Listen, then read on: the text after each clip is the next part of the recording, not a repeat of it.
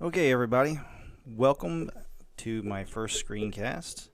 And tonight I'm going to be talking about wrong button. Uh, the the dark web or the dark net, which is something that I get asked about pretty often. And I decided, there's no better way to explain the dark web than to actually show it to someone. So I kind of feel like I'm in the movie The Matrix. It's when Morpheus says, no one ever no one can be told what the Matrix is. They have to be shown. So that's what we're doing tonight. So this is my brief, and I'll try to be brief about it. Introduction to what is the dark net or the dark web, and it starts with what's known as onion routing, essentially. And to understand what onion routing is, I've chased down a pretty good graphic that'll help explain this. So, if I want to get a message from point A to point B, from a source to a destination, and I want that message to be to be hidden along the way, the best way to do it is to layer the message, like an onion. So it starts out here with the message, and it's encapsulated right here in this router A, and then it gets sent along to router B, and then finally it gets sent along to router C. This is all the same message, and inside there is the message data. And so router, when it comes down to its destination, the destination only can see that it came from router C because it's been stripped away, and router B only knows about router A and router C. And so you kind of have this message that is wrapped up into this onion. It's got many layers to it, and so that's the way you want to conceal. That's the way that they conceal source and destination. So that's probably the best way to think about what the dark web is. Another way of looking at it is, as well, is there's the regular internet that you can go to AOL and Google, and you can go to Facebook, and those are all on the regular internet. That those names are served up by the domain names are served up by top level domain servers, and the IP addresses are dished out from ICANN, which is the internet naming and the internet IP address authority, basically, where all the stuff gets doled out and builds out what's normally what we commonly refer to as the World Wide Web or the internet. The dark web is different. The dark net it's an internet inside of the internet, if you will. And I'm going to show it to you in just a minute, but I'm going to try to do my best to explain this. So, what they've built is this network that is based upon a bunch of different protocols, or a bunch of different protocols and technology stacks that have been around. So they use a bit of encryption, and they use a bit of BitTorrent, and a specialized web browser, and proxy servers, and all these different technical aspects behind it. And I'm probably not. I'm not going to be 100% accurate on this. One, I'm not an expert in it. And two, I am trying to keep this simple. So I don't want to get a whole bunch of comments of, well, it's technically not true. True. Most likely the things I say tonight are not going to be 100% accurate, but they'll be close enough that you'll get an understanding, a better understanding. Somebody who's never seen the dark net or who has never experienced it for themselves, you kind of have a little bit of a better understanding when you walk away from it. And that's my goal, not to make you an expert, because again, I'm not even an expert myself when it comes to that kind of stuff. But back to the subject at hand. So the best way, I guess, now to proceed. Well, before I do that, let's say, why would somebody first of all want to use an internet inside of an internet? Why would they want to do that? Well, there's I think a handful of really fantastic examples or reasons why you would want to do that. And if you've been on my mailing list, you know, one of the things I'm really big about myself is free speech, and I'm very, very big about privacy rights and privacy as just a general advocate. And so when you're out on the regular internet, everything is tracked, and all your traffic it's sort of like walking out on a public street. Everybody can see you, and everybody's looking at what you're doing. And especially if you've ever been in a big city and you've been up in a high-rise building, and you're looking out all those glass windows and you're seeing everything that's going on down below you. That's kind of what the regular internet is. It's a very public place, and everything is tracked and counted, and because of that, things can be censored.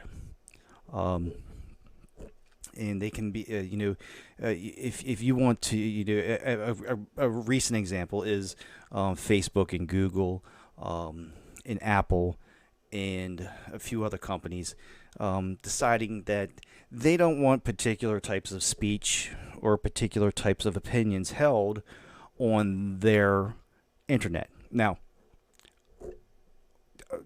they have every right to do that because, as far as I'm concerned, that's private property, and they have every right to say what goes on in there. But if you come to a more less benign issue of, say, censorship at a government level, where you're a reporter in the field and you're in a country like Iran, or maybe in China, where free speech is anything but it just doesn't exist, and you need to communicate with the rest of the world, maybe the Western world or the European, well, it would still be Western world, but you need to get information out, but you can't use traditional methods by email and via social media, because that country's ISPs can then lock a person out, and they can then fix in on what your location is, and then show up, guys with guns, and they throw you in a jail cell and torture you, and eventually you disappear. So that is the actual situation of why Tor was created to begin with.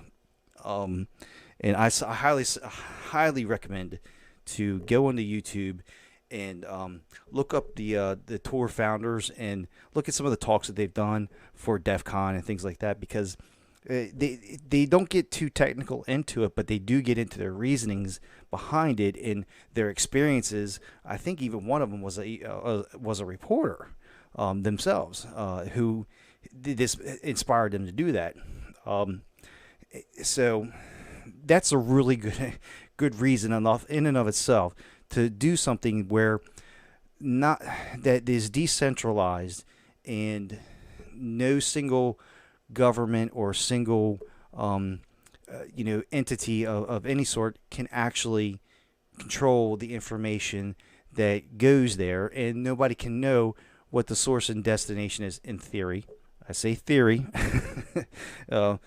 because I won't even go into that. But let's just say for that, for the sake of argument, that it does definitely work out of the box as concealing the source and the destination, so to speak. So that would be the reason why you use it. So let's get on with it. We'll go in. I'm going to show you my example. I'm going to show you what I'm going to actually connect to the Tor project, and I'm going to use their browser to get onto the darknet. So nothing fancy. I've already downloaded the client. I've installed it. I go over here, I click on Start Tor Browser, and it'll take a little bit of time. There you go. Boom. Now the first time you get on there, it's going to ask you, do you want to configure this? You automatically configure this, and then it'll go out, do some things where it grabs the security certificates and keys and things like that it needs to secure it. So here we are, and we're on the Tor browser. This is just the starting address. Now you can get on the regular internet. So if I go to google.com, bang, it'll bring it up. Just a second. There you go. I'm on Google, so I can get out on the regular internet. But if I want to, what you're connecting to is Tor. You're going to want to get to a Tor specific website. Now this is still on the regular internet. This is the hidden wiki, and this is kind of like a small directory. We never allow access. So this is kind of like a small directory of very popular sites on it. Now we're all familiar with .com and .info and .org domains, but on the dark web they end in .onion.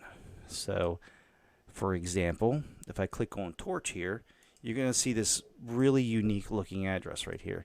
Now again, you can't go out and you can't get vanity. You can do vanity names, but the names typically are generated through a computer algorithm, and they're kind of random. You can, if you have enough computing power, you can actually do a vanity name, up to a couple characters, but most of those have been taken up already anyways.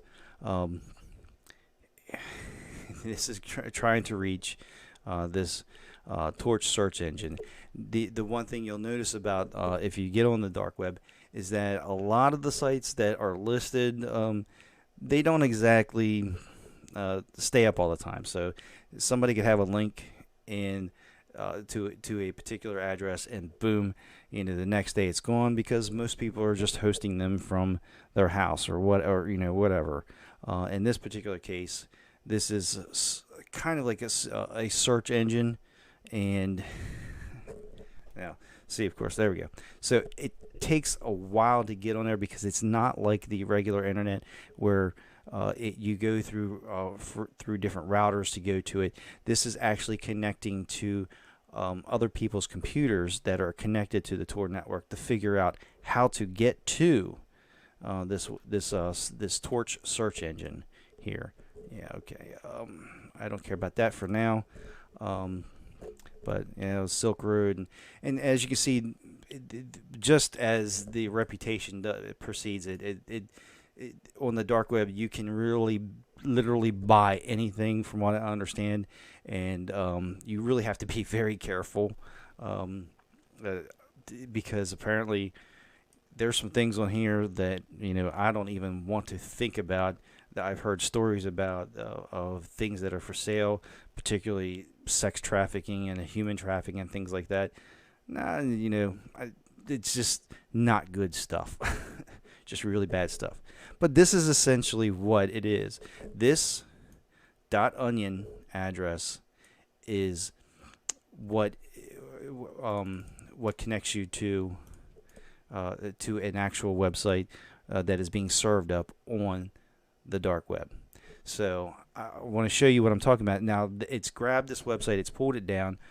If I close the Tor browser, let's say close the tabs, and I'm off of it, and I just go over here into my regular old Firefox browser, and I put in the .onion address, it has no idea how to get to it. It doesn't know how to resolve a .onion address. So because my regular browser is connected to the regular internet. So that, in a nutshell, is what the dark web is. Now, there are some websites out there or some companies out there that are selling protection identity theft services that monitor the dark web. Me personally, I think, because I understand the way it works, I think it's really just a bunch of what I would like to say is bovine fecal matter. you know, I really think that that the these companies, they probably have people sitting there actively going to different sites that are known to be known to sell identity, fake identities or actual identities and credit card things, but it's not quite as proactive as they might lead you to believe. So, anyways, thank you for joining me on my first screencast, and I know this was kind of just spur of the moment, but I hope that I've at least given you some idea of what the dark web is, or the dark net, and you can take it from there and know a little bit better about what people are talking about. Thanks for watching.